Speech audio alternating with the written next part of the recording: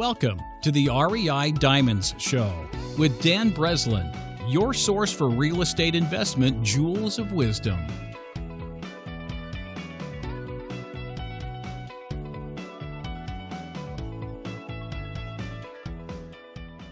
Welcome to the REI Diamond Show, the show dedicated to discovering the jewels of wisdom that real estate investors are applying right now to maximize their return on investment of both their time and their money. Congratulate yourself right now for taking the time to study the success of others here on this show, and I'm sure you do the same elsewhere in your life. And please consider this your invitation to ruthlessly rip off and apply anything you hear here to your own business. I've done it over the years to build diamond equity and encourage you to do the same. I'm your host, Dan Breslin, and this is episode 112 with Chris Shaxted on lessons learned from building 10,000 houses. A friend and fellow Chicagoland investor, Chris, joins us here today to discuss the lessons he learned from his career as a volume home builder in the Illinois area, delivering between 6 and 10 houses per day at the peak. You're probably wondering how this could possibly relate to you as a residential real estate investor fixing and flipping houses or holding rental property.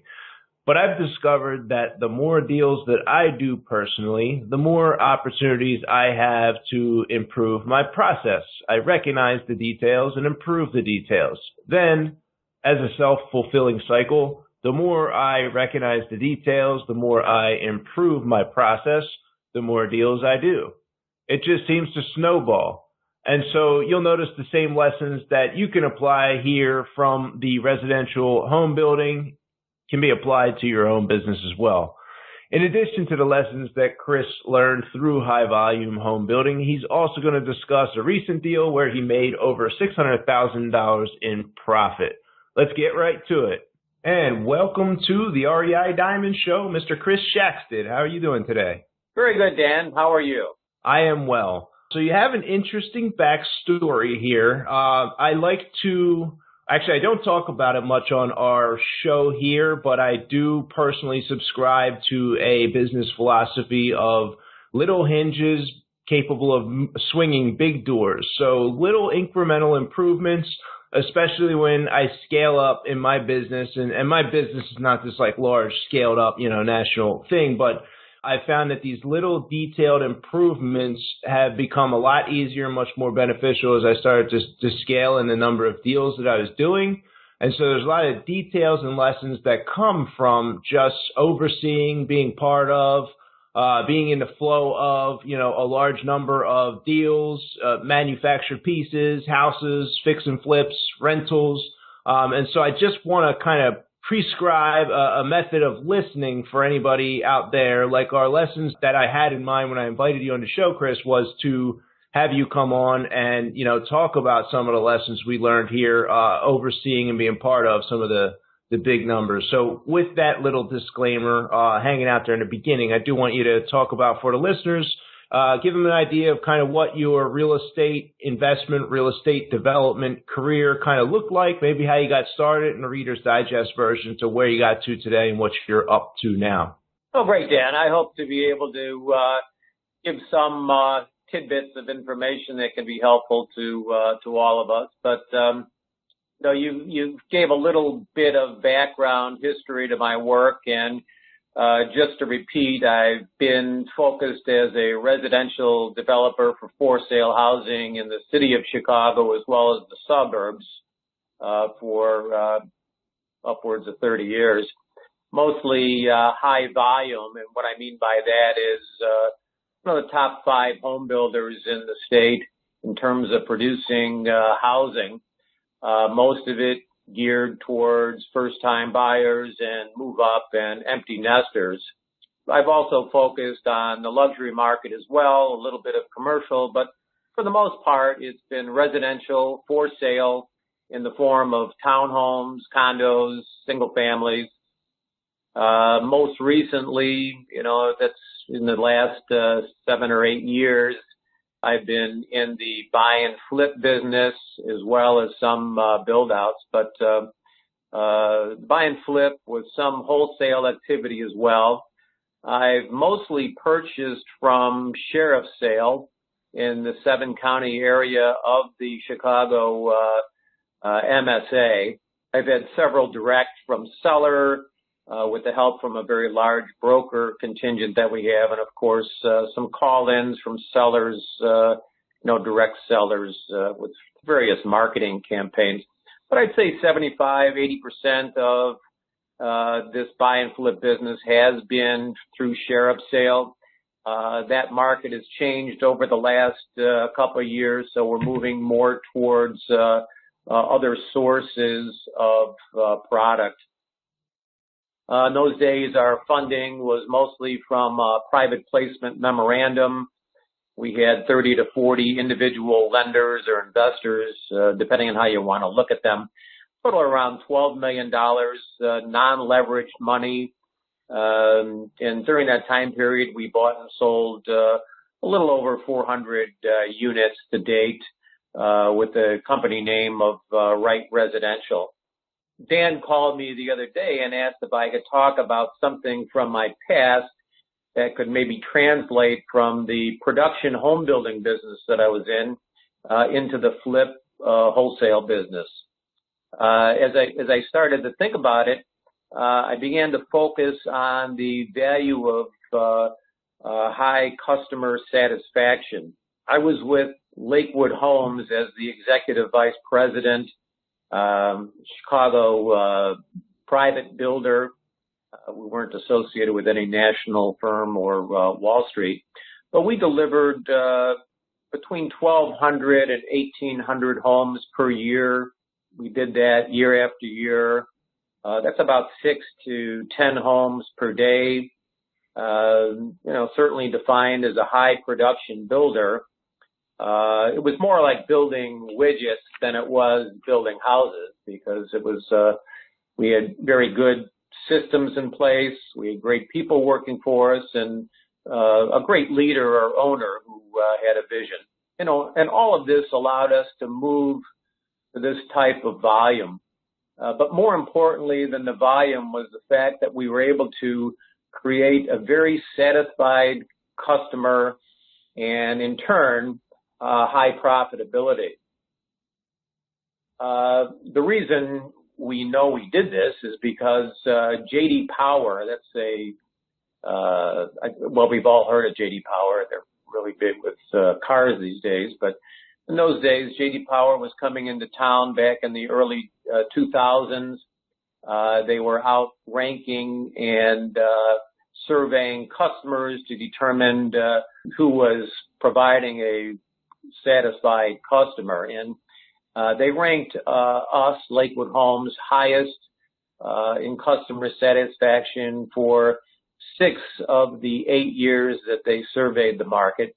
There were a couple of years that we came in a close second place to Dell Webb.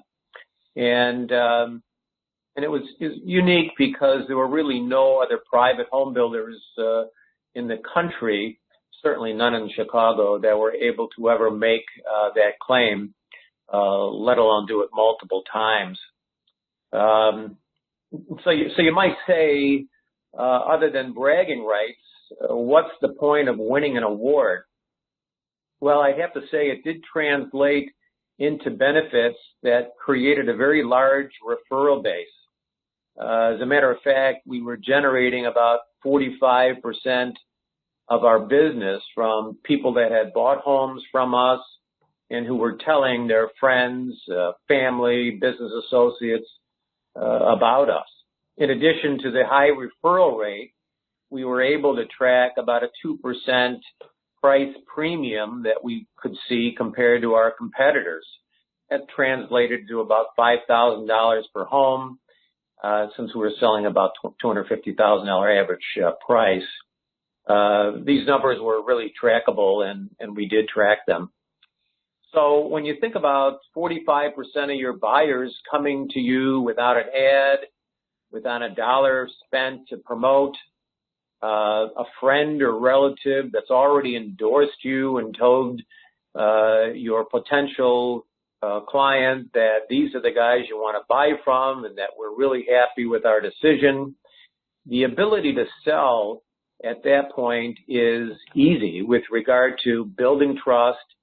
And as long as there's some desire in the customer to buy, the sale is much easier. And I certainly don't say the sale is easy, because I don't think any sales are easy these days, but they are great sales because they're endorsed by friends and they participated in building their community and helped someone in need. And they felt good about recommending us because they know they were going to have their friend get a good product delivered to them. You might say, well, how does this translate to me? I don't even talk to the buyer. There's a broker that blocks me from doing that. What can I do to help that? And I think it might start by defining who the customer is. And I've always looked at there being three customers. And I'll change subject here because there's a cliche that, it always starts at the top, but it's truly the case when you're talking about making the effort to have satisfied customers. Buz Hoffman, the owner of Lakewood Homes, his idea of success was to have people around him that were very satisfied with their decision, not only to buy homes, but to work for him, to be involved with the whole plan. He was truly concerned with their well-being and their family. And for whatever reason, it showed. And I'm not exactly sure how you define that in words, but it was there. And when I look at the first customers, which, are the employees, what makes these people happy? And there's also the second buyers, which are the third-party people that work for you, such as title companies and subcontractors and lenders. All these people are important. And then, of course, lastly, the most obvious is the end user, and in our case, the buyer or the broker that's involved in the transaction. And I'd like to be clear about happy customers, because there was always this feeling from our competitors that we were buying the happiness from these customers. Happy customers aren't created because you give them free things or you give them money back because you screwed up. That really doesn't do it.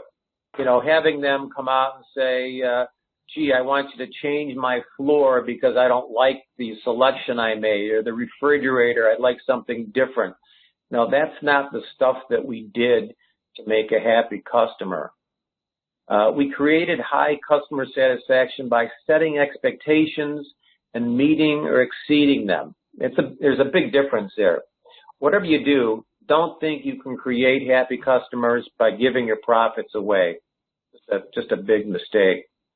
Just taking a minute to looking at Buz as the leader. I'm not sure there's ever been any book that's been written with that style that he had. I've read Tom Peters and I've read Ray Dalio. They all are great philosophies about leadership. But there was a certain simplicity to the thought process. He would acknowledge greatness by an individual or a team of employees. They were acknowledged with simple rewards, whether it's, a day off or a half day off, but just the recognition seemed to do quite a bit for people. We would do things like, walk through somebody's house when they were completed, superintendent's house, for example.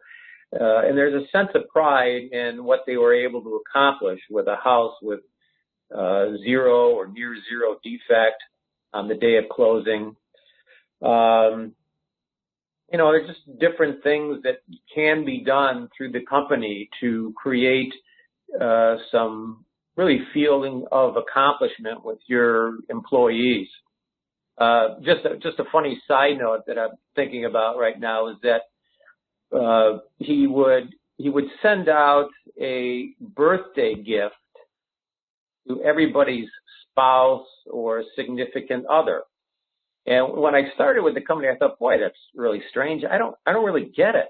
I mean, my wife got this, stupid little present on her birthday, and she was so excited that, Buz remembered her birthday, and, and of course I probably didn't, but that's a whole nother story. But nice. Yeah, but, then I realized as I started to, see what was going on here, when somebody comes home from work, that's an employee, they have a bad day, they tell their spouse what an awful day they had, and the spouse reinforces the fact that you really work for a wonderful boss. And it's funny, even without the interaction with, the owner, people just loved him, and it was funny. I remember we'd have picnics yearly, and people would come up to him, the spouse come up and say, how much they appreciate his birthday gift and thank him. And, and he was shocked, and I was probably more shocked that people actually thought that he knew when their birthday was, and he was sending them a gift when it was all kind of automated. So, but, the employees would essentially do anything, for him and for the company. It was truly remarkable. I mean, we had a title company and a mortgage company and, of course, the home building company. We were all subcontractors, but we had all supervision. We had a sales force of probably 60, 70 people. But truly a remarkable process when you see it all working. And then the next customer that I talked about were the third party customers and the importance of them. And that's, I'll talk a little about, things as simple as recognition of our trades. It's so important. I just remember, in the days when we'd move large quantities of dirt, and typically the largest invoices that we would have in a given month were from the earth moving guys, where you get $1 million or $2 million worth of dirt that's moved, and it was a lot of money for us. And the feeling that most people would have is, gee, the trade should be thankful to us because, look what we did for them. We gave them all this work. But instead, the mindset was flipped. We made a special effort to deliver the check personally to let them know how important they were to us. And what that translated to, it was amazing how the next time somebody bid a job for us or we needed a special favor by them coming out and doing some work, how much that helped. And just little bit of thought process into our various people that are involved in the process and how recognition and payback really does come back. And then lastly, in terms of the customer, is the next and probably most important is the customer themselves. And for that, we used a customer survey that was done by a third party. And this information was vital for us to find out the thinking of the customer, because we never know exactly how well we did unless we can really get good information out of that customer. Anyone who's doing listings and they've got that crazy little survey that says, how did you like the property, and do you think it was priced too low, high, or medium? And I'm still waiting for the person that's telling me my price was too low.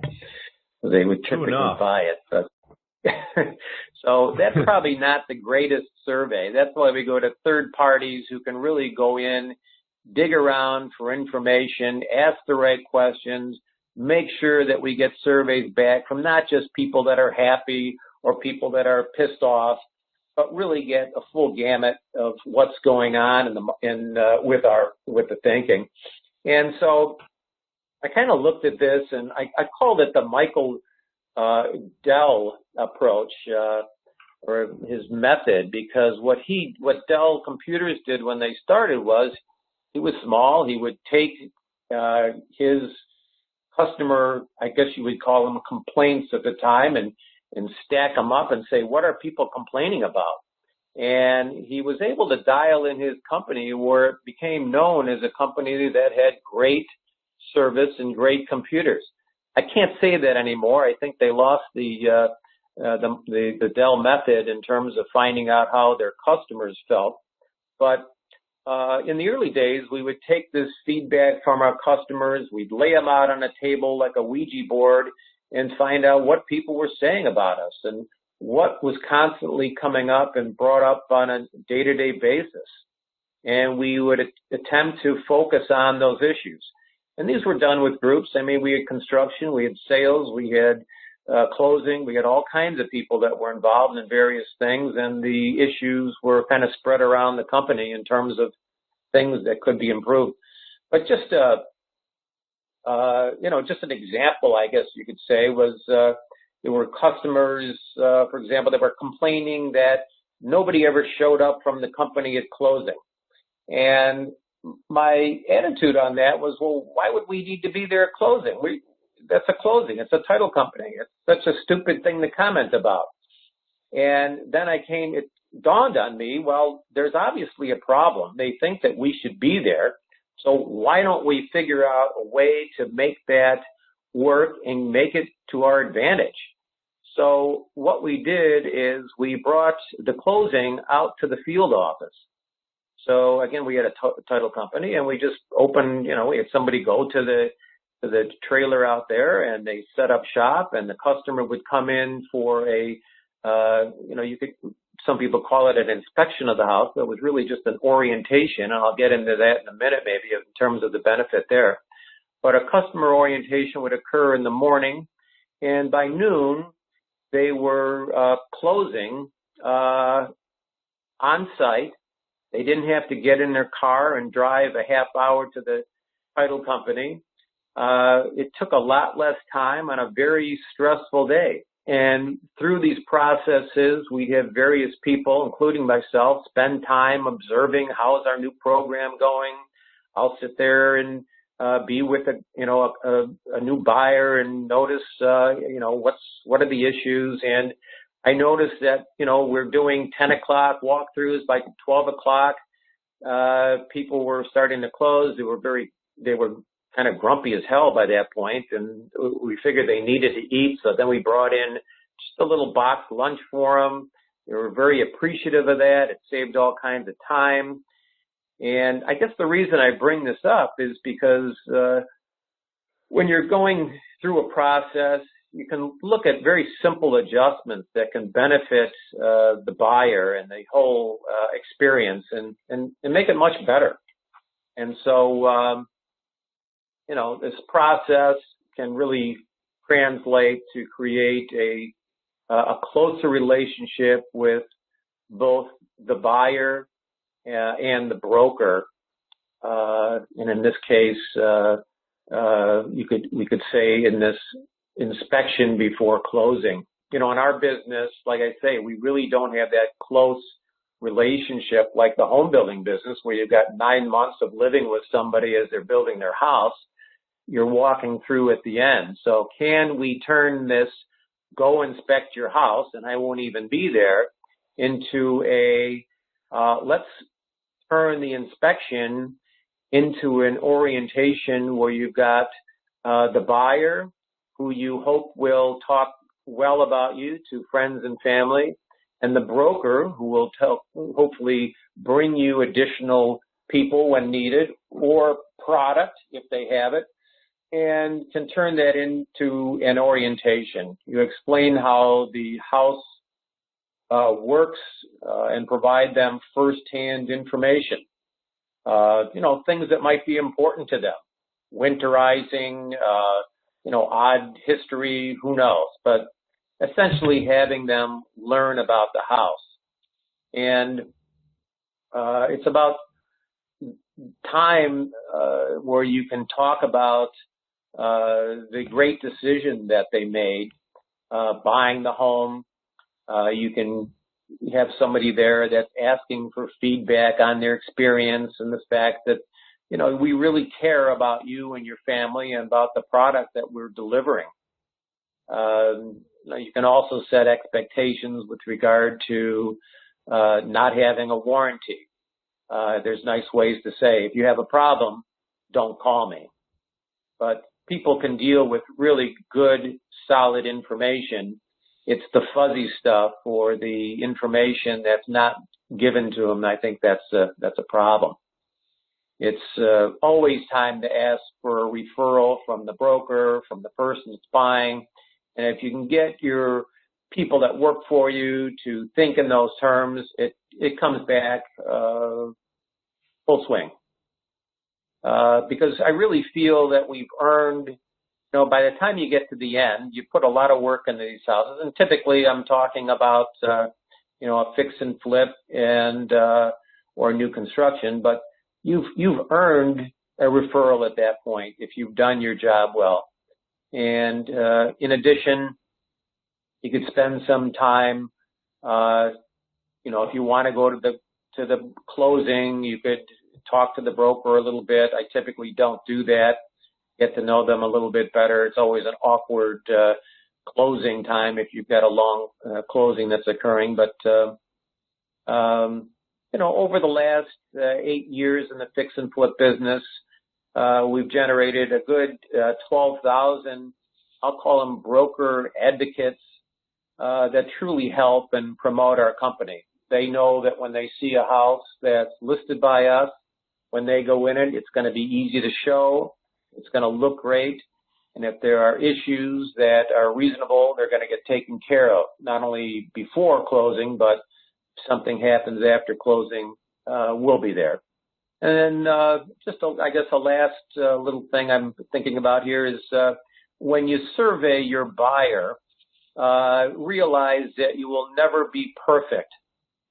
We typically ran at about a 97% customer satisfaction rate. And by that, I mean, we defined it by, would they refer your company to a family member or a friend? So 97%, I think, is really what you'll hear when you talk about insurance companies and everybody else saying, we're really that great that 97%. And I've always thought, well, what about that 3%? Why can't you get 100%? It seems that there's always about 3% that just don't care much for you no matter what you do. So what you need to do is make sure that you don't focus on that 3% by trying to make them happy. You just won't. There's also usually about 10 to 15% of your customers that just love you and they like the decision that they made. They like the way they were treated and they just feel good about you, and that's great. The reason I bring this up is because those 10 to 15% are pretty easy to have and get referrals from as long as they have what I call a sphere of influence. They go out and talk you up a little bit. However, the biggest group is this middle group. That's 75% or so that felt the process went well.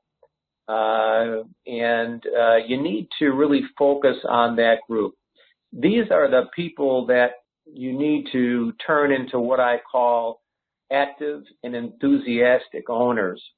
They need to be able to come out and wave your flag, let people know that you're good. And these days, when you look at what's happening online and the ability to either Yelp or do whatever, anything that people can do that's positive is all beneficial. I know that I look at reviews on most everything I buy these days, and the thought of going to, Best Buy and asking the salesman what he thinks of a TV set is over. I mean, I'm reading reviews and seeing what people are saying, and that's really what counts. So it's, but that middle group, that 75% is a large group of people. They can help by going after them on a regular basis, and we did that through special inducement programs with gifts or cash prizes or whatever. We did it through mailers. We did it through phone calls. We did it through follow-up of all kinds. and it can be really beneficial as you strive for satisfaction and, in turn, a very high referral rate. So that's really about, all I have to say with regard to, how creating this, I'll call it a happy buyer, can benefit you. And happy buyers and happy subcontractors and employees, they all go hand in hand. It's not an easy process, but it does have benefits. Cool. So that's really good, Chris. I mean, you definitely gave us the detail and the background of the entire, the building industry success that you've had there. So to give the listeners a context of where your business is at today, just how many properties do you have under construction? Because now your business is mostly fix and flip stuff. I know that from our, our previous friendship. How many properties are under construction, contract, waiting to close, waiting to settle? What's the deal flow in the pipeline right now? The pipeline is 36 that are closed, and we are in various stages from listed to working through the fix.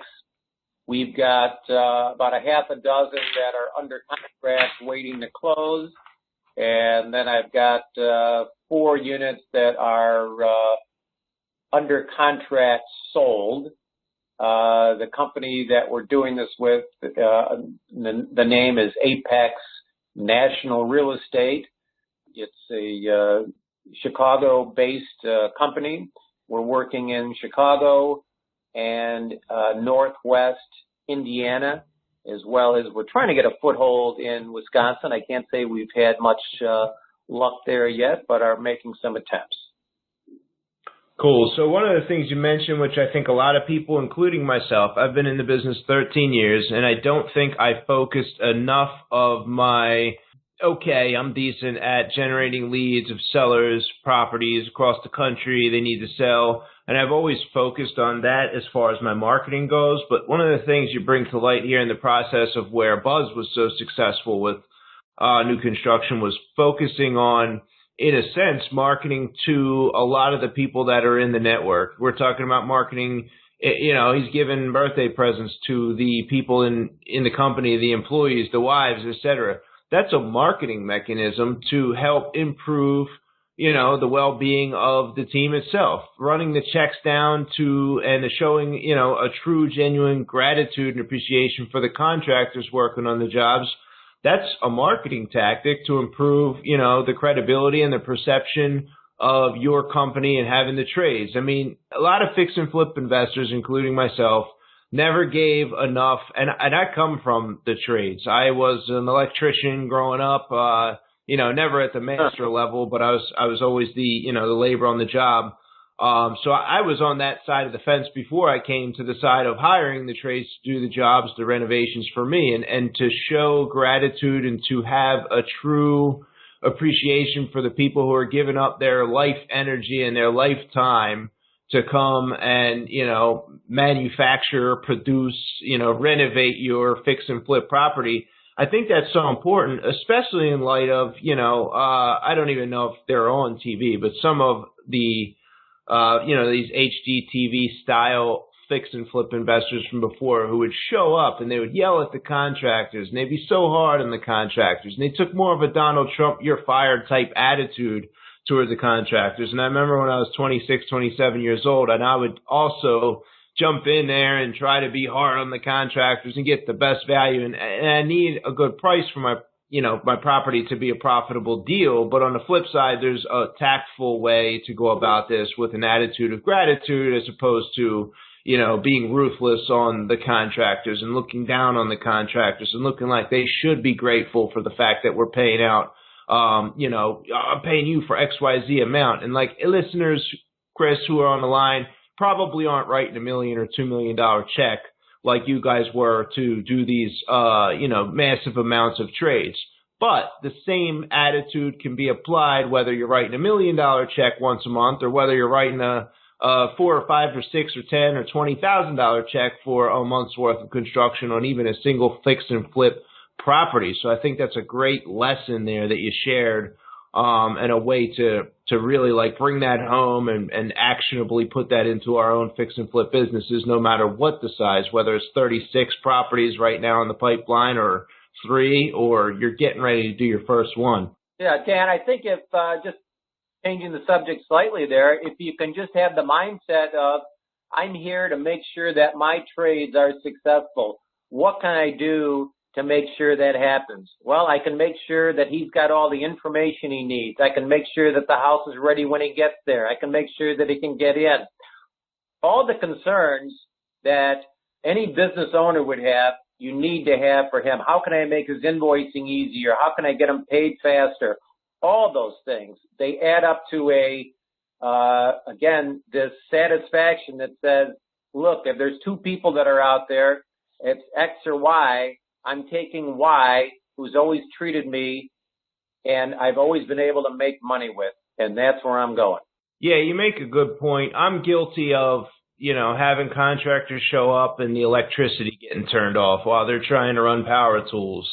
I'm guilty of not having the gas on, and I got a heater repair guy who took the time, scheduled the appointment, showed up at the property, and I, through my lack of great systems in one of the markets I'm in, neglected to get the gas turned on the vacant property.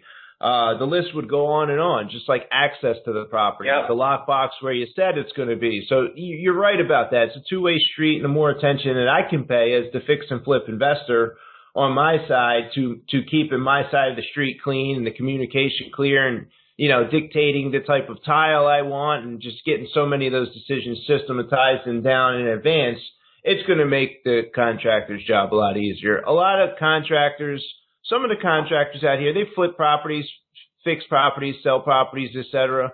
A lot of them don't. They're giving us good prices, and, if they could manage every detail of a fix and flip project like we would have them do at, a low enough cost, like they would probably just be flipping the property themselves. So I think it's good for us to take some of the responsibility of the quality of the relationship for the contractor, like you mentioned. Agreed. Cool. So you mentioned also, Chris, the broker consortium, the number of brokerage agents, brokers, et cetera, that you build up over the years in your network is how many, and what is your marketing or the lessons you applied and the relationship management, if any, toward your broker network in the vein of, hopefully, ideally, you're still attracting a handful of deals through this humongous amount of brokers you put together, right? Oh, yeah, we are on 2 ends. One is, of course, when we get people that are coming through with product that they want to sell because they can't, they don't think they're going to be able to find a buyer for the product because the house is in a condition that is not going to work. And they call us, and we're able to make a fast cash offer and close the home quickly. So there's benefits there. And then when it comes to selling homes, we've got our brokers divvied up by area because we cover such a large area, and we treat them as VIPs, getting information out to them before a house is listed and when it's on its way to being put on the market. They'll get first shot at it, and it's appreciated. We get information out as far as updates on the product we have, and of course we do some newsletters that just tell a little bit about the company, a little bit about our some market information, and third, an example of a product or a home that was just with some before and after photos. So a little newsletter that goes out to them. It's just one of those things that creates the I won't even call it the relationship, but it's just the let them know that we're out there. And once a month, it's just a single email that's kind of a general email that's done, and then individual house information as we list houses. Nice. Yeah, I know one thing that works for us. I have 2 scenarios personally that I see a lot of times pop up. In addition to the place is obviously a wreck, it needs a fix and flip investor. You can jump in there and buy it. One of the things I'll see pop up throughout the country here for Diamond Equity Investments is we'll have one of two. One, we have an agent who does not like a particular neighborhood. It might be an agent from the suburbs that does not want to go to the south side of Chicago. A lot of times we'll deal with squatters. So an agent will have a referral from a client they maybe work with in a different area, different neighborhood. They inherit a house, have a bad tenant in there, rental could just be torn up in a neighborhood they don't like. They don't want to go deal with it. I have bought those properties sight unseen and occupied with tenants in and done, evictions and handled that so that agent never had to go there, but they could still earn the commission.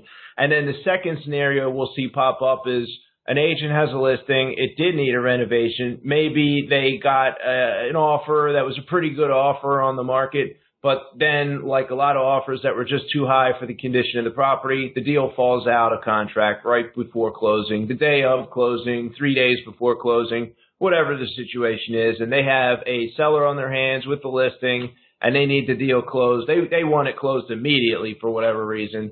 In those cases, we've stepped in and we've closed deals in, 2-3 days. I'm sure you've kind of found that same scenario pop up in your network as well, right? Oh yeah, even I think we were talking the other day, and I had a piece of land. It was a small piece, 3-acre piece, and I think it was under contract at $1.5 million, contingent upon village approvals, and it was the seller was tired of driving this sale because it needed approvals, and a low cash offer, quick close, the deal was done, and it made a whole lot of sense for me. So those kinds of things you just need to be able to take advantage of and move forward with. Nice. I mean, you stepped in and you bought this thing and you ended up getting it done how you did. What was the total profit you made on that in the end? I think it was north of 600,000, and the owning time was, I think I owned it in the 3-month range, something like that.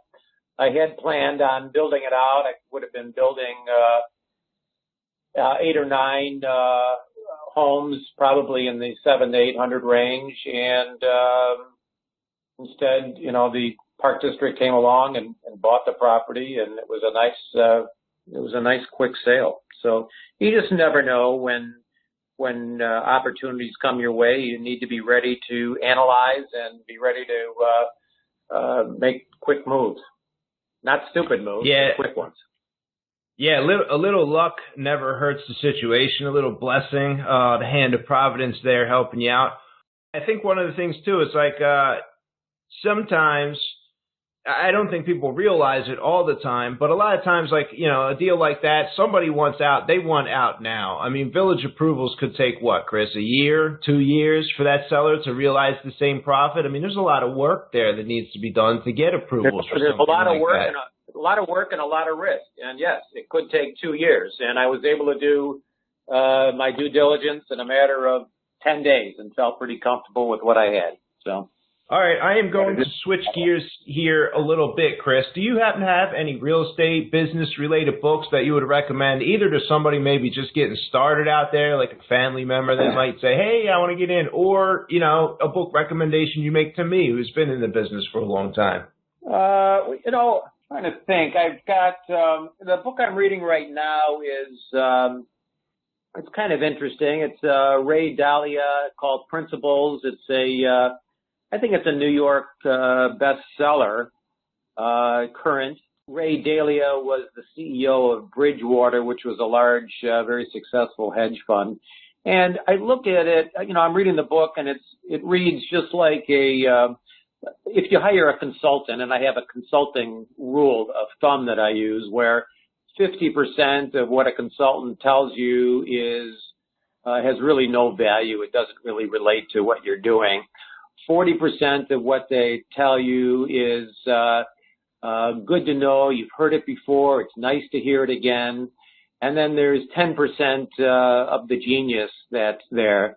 And it's that 10% genius that you'd like to walk away with and take it and put it to use. And I'd have to say that Dalio's book, Principles, Ray Dalio, seems to do that. So I do recommend that. Gives some, kind of high-level thinking, leadership skills, maybe bigger company, but not necessarily. And then in my past, I guess, since I was talking about relationships and customer satisfaction, there's a book that Ken Blanchard had done called Whale Done, W-H-A-L-E, Done. It's a short read. I kind of like these short reads, but it's really, I guess, about the power of positive relationships and what they can do for you. So if you like short reads, it's beneficial. And trying to think what else. Oh, another book that we used to have people read is it was a book called Who Moved My Cheese? And it's funny, kind of a funny name, but again, relatively short, easy read. And it's really has to do with dealing with change in the workplace, but as well as in life. I mean, there's just ways to deal with changes that occur. So it's Who Moved My Cheese? I'm not sure who wrote it. I believe somebody by the name of Johnson, but I'm not positive about that. But again, very well known book. I'm sure if you go online, you can find it. But those are three books that I would say, no matter who you are, they have benefit. Yeah, the Who Moved My Cheese is written by Spencer Johnson. I read that when my cheese seemed to move in 2009, 2008, and all of a sudden whatever I was doing in real estate wasn't working anymore. I'm sure I know for a fact a lot of the listeners can relate to that who've been in the business that long. Yeah. That was a great read. So was the Ray Dalio. I did read that one recently. That was exactly as you described, 50%, 40%, 10%. That's a brilliant explanation of a lot of those, a lot of things, actually, I guess, that will come across, especially in books. Looking forward to doing Whale Done and checking that out as well. So I appreciate those recommendations, Chris. If you could go back and share the crown jewel of wisdom, I don't know, 25, 30 years ago, maybe you were just starting out in the building industry, maybe even just 8, 9, 10 years ago, you decided the earlier point in life when if you could go back and share what would be the crown jewel of wisdom, what would that be? Let's see. The crown jewel of wisdom. If I were to be able to go back, I would have taken more risk. And when you're young and your family is small or kind of non-existent, you're on your own. When you're 18, 20, 30, without a wife and without kids, it's really the time where you can go out there and take risk, not stupid risk, but see if you can really make some big things work. They get a little frightening when you've got a family, you've got kids, you've got big college tuition, ahead of you. That all kind of changes the mindset. So I would say if I were to do it over again, I would come out kind of as a gunslinger, really trying to understand what made a market tick, whether it's the rental business and you're trying to buy a rental building or rehabbing something or building new, really understanding what you need and then just go for it. There was a tendency to think, gee, I can't borrow money from banks because why would they want to lend me money? And in fact, that's what they do for a living. So they're looking for people like you, and investors are looking for people that are smart and hardworking. So that would be my advice, or if I could do it over again. Nice. So, Chris, if anyone's listening, wants to get some more info about you or maybe reach out and say hello, what's your best way to get in touch? I would say I'm on LinkedIn, Christopher Shaxted, or email address, it's Chris, CHRISS, at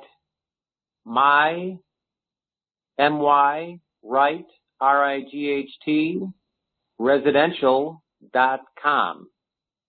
Chris S. at myrightresidential.com.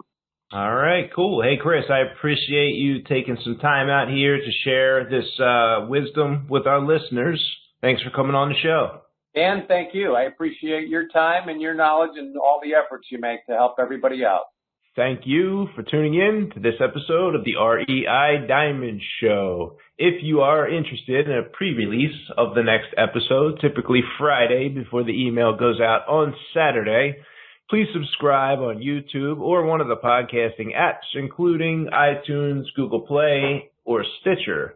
If you have certain questions or topics you'd like me to discuss on a future episode, or if you have a guest suggestion, somebody that you would like me to invite on the show and interview, you can contact me directly by clicking on the Contact Dan link at reidiamonds.com. I do personally monitor that and respond, so it's the best way to reach me. At that site, you can also check out profitable real estate deals that I have available in the Chicago, Miami, Philadelphia, Atlanta, and Tampa markets, as well as the entire archive of the REI Diamond Show, up to 112 episodes now.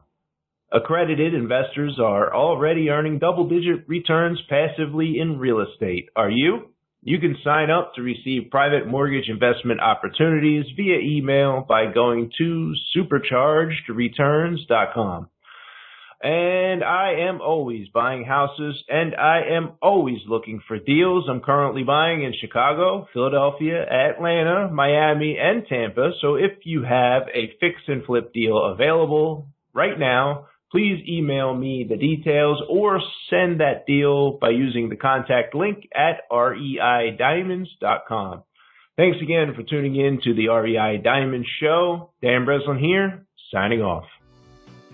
Thank you for listening to this episode of the REI Diamonds Show with Dan Breslin. To receive email notifications of new weekly episodes, sign up at www.reidiamonds.com.